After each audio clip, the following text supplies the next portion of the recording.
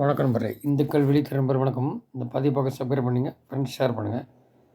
Support பண்ணணும்னு நினச்சிங்கன்னா join button super thanks support ஒரு 2ஆம் நினச்சேன். நன்றி. நேற்று ஜனாதிபதிக்கு நன்றி தெரிவித்த அந்த கூட்டத்தின் பொழுது அவர் காங்கிரஸை விளாசி தள்ளியிருக்கார் மோடி.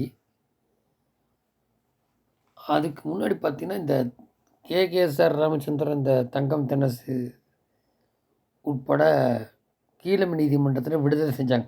அது எப்படி விடுதலை செஞ்சாங்களோ சிறைச்சிக்கிட்டு அப்போ நீதி ஆந்திரமுடைய தாமா சுமோட்டோ கேஸ் எடுத்தனையும் உடனே இவனுக்கு இந்த மந்திரிகள் மேலே சுப்ரீம் கோர்ட்டில் இந்த மாதிரி தானாக எடுத்துட்டாரு, அந்த தலைமை நீதிபதி ஹைகோர்ட்டில் ஒப்புதல் வாங்கலன்னு ஏதோ ஒரு அப்படி பண்ணிப்பாங்க. உடனே சிரிச்சிட்ட நீதிபதிகள் சுப்ரீம் கோர்ட்டில் தலைமை நீதிபதிகிட்ட கொண்டு போங்க, அவர் யார் பேனல் சொல்கிறாரோ அந்த நடவடிக்கை பார்த்துக்கலாம் அப்படின்ற மாதிரி கொடுத்துருக்காங்க. அதை அமைச்சர் ஏதாவது தாம முன் விசாரணைக்கு எடுக்கும் வழக்கில் உயர்நீதிமன்ற தலைமை நீதிபதி ஒப்புதல் பெற வேண்டும்.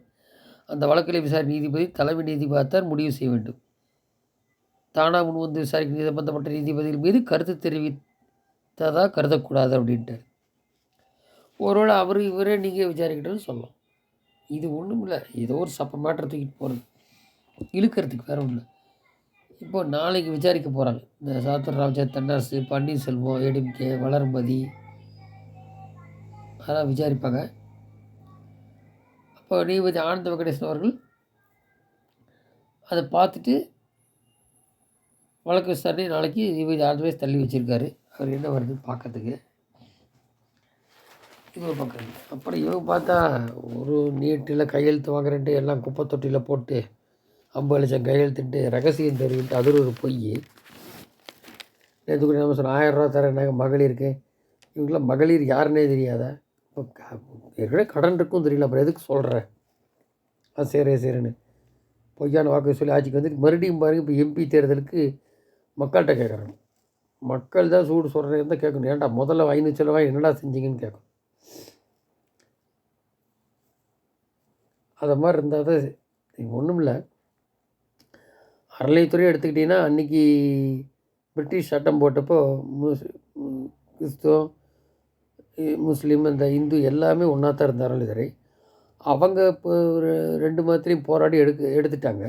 அதில் இல்லை, ஆங்கிலேயர் இருக்கும் போதே இந்துக்கள் பேசாமல் தான் இன்னி வரைக்கும் அப்படி இருக்குது. அதில் லூட்டட் ஆகிட்டுருக்கு இந்து டெம்பிள்லேருந்து. ஏற்கனவே ஒரு 18-20% கொடுக்குறோம். கவர்மெண்ட் ஏதோ ஒரு அந்த பர்சன்டேஜ் போட்டு சில காரியங்களை அட்மினிஸ்ட்ரேஷன் செலவுகள் எடுத்துக்கிறாங்க. அந்த கோயிலுக்கு உள்ளது அடுத்த கோயிலுக்கு பண்ணுறாங்கன்னா இவங்க தான் சொன்னது. அதான் அறநிலையத்துறை எடுத்துருவோம், பிரச்சனைனா தான் கவர்மெண்ட் நுழையணும், ரூல்ஸே அதுதான் போட்டது. இது சும்மா எப்போவுமே அங்கே டிபார்ட்மெண்ட்டு ஆள் போட்டுக்கிட்டு என்னென்ன எப்படி பண்ணலாம் அந்த மாதிரி எல்லாம் போயிட்டுருக்கு. லூட் கொள்ளை அடிக்கிறதுல அதான் நம்ம ஆட்சிக்கு அதை எடுத்துருவோன்னு அண்ணாமலை சொல்லிட்டாரு. அறநிலையத்துறை அந்தந்த ஊரில் உள்ளவங்க எடுத்து நடத்துகிற மாதிரி இருக்கணும்ன்ட்டு. ஸோ இந்த ஆட்சியில் என்ன சொல்கிறாருன்னா, சட்டவிரோதமாக கல்குவாரி, கிராவல் மண் கடத்தல் அந்த மாதிரிலாம் இருக்குது. அரசுக்கு 200 கோடி ரூபாய் இழப்பு. பங்காளின் ஆட்சிகள் மாறினாலும் தமிழகத்தில் காட்சிகள் மாறவில்லை. அதான் ஏடிஎம்கே சொல்கிறேன். கூட்டுக்கொலையில் இருதரப்பினர் ஒன்றே. அதனால் இப்போது ஆட்சியில் இருக்க திமுகவை ஒழித்து கட்டினா தான் வரும். அதுக்கு மோடி செஞ்ச திட்டம் அந்தந்த தொகுதியெலாம் என்ன திட்டம் வந்திருக்கு, இன்னும் முழுமையாக வரணும், இனிமேல் என்ன செய்கிறது, அதுக்கு நீங்கள் எம்பி கொடுக்கணும், இந்த மாதிரி தான் சொல்கிறாரு. இல்லை ஏற்கனவே குறிப்பிட்ட மாதிரி தான். இப்போ மோடி 400 தொகுதியில் 320 பிஜேபி, டோட்டல் 400ன்னு சொல்லிட்டார் நேற்று அந்த ஜனாதிபதி நன்றி தெரிவிக்கிறது இதில். அப்போது அப்படி வந்தாச்சுன்னா ஏற்கனவே குறிப்பிட்ட மாதிரி எல்லா மாநிலங்களும், ஏன்னா 2 பங்கு பிஜேபி கூட்டணியும் பிஜேபி ஆளுது. அதை கலைச்சிட்டு எல்லா சட்டசபையும் கலைச்சிட்டு திருப்பி ஒன்றா வைப்பாங்க. சட்டசபை மாறி மாறி வர்றதுக்கு காரணமே காங்கிரஸ் தான். அப்படி ஒன்றா வைக்கும்போது எது வருதோ தான். அப்போ அதில் இடையில ஏதாவது தொங்கு சட்டசபமாக இருந்தால் அதுக்கு என்ன ஒரு தீர்மானம், அதனால தான் இந்த முன்னாள் ஜனாதிபதி போட்டிருக்கு. அவருக்கு டிஸ்கஷன் போயிட்டு ஆய்வு.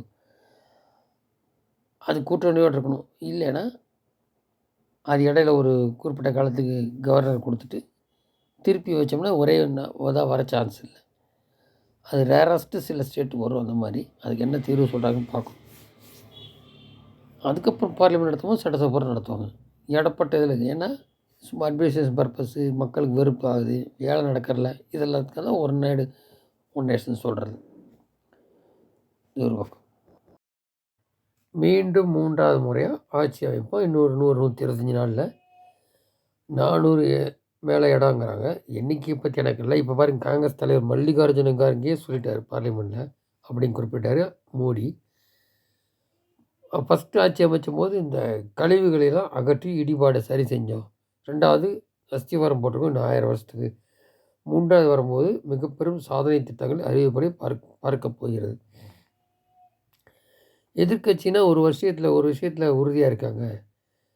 பாராட்டுறேன். அவர் பேசும் ஒவ்வொரு வார்த்தையும் என்னுடைய மற்றும் மக்களுக்கு நம்பிக்கை உறுதி செய்வதாக அமைந்திருக்கு. அதாவது நிரந்தர எதிர்க்கட்சி வரிசையில் இருப்பது என்பது அவர் தீர்மானித்து விட்டார். அவர் ஆசீர்வதித்து அந்த எண்ணத்தை நிறைவேற்றார். காங்கிரஸ் நீடிப்பது சந்தேகம் தான். ஏற்கனவே 2 தடவை வரல எதிர்க்கட்சி. அந்த 2/3 அந்த இது வரணும். ஆளுங்கட்சி வரப்போகிற மைனதில் அவர் இல்லாட்டி 56 சீட்டுக்கு மேலே வரணும். அது 30 சீட்டு கூடி வருமா தெரியல, இந்த இந்தி கூட்டணி லட்சணத்தை பார்த்தா. அதுதான் சொல்கிறார். ஸோ ஒன்றுக்கு உதவாத ஒரு பொருள் எத்தனை முறை தான் காலம்தான் விற்க முடியும், விரைவில் உங்கள் கடையை மூடி நிலை ஏற்படும்ட்டார். அப்போ அது இங்குள்ள பார்வையாளர் மன்றத்தில் அந்த கட்சி கிடக்கும். பார்வையாளராக விசிட்டராக இருக்கலான்னு. இது காங்கிரஸ் தான் காரணம். இதனால தான் பல தலைவர்கள் தொகுதி மாற்றாமல் ராஜ்யசபா போகிறாங்கிறாங்க. அது மாதிரி சொல்கிறாரு.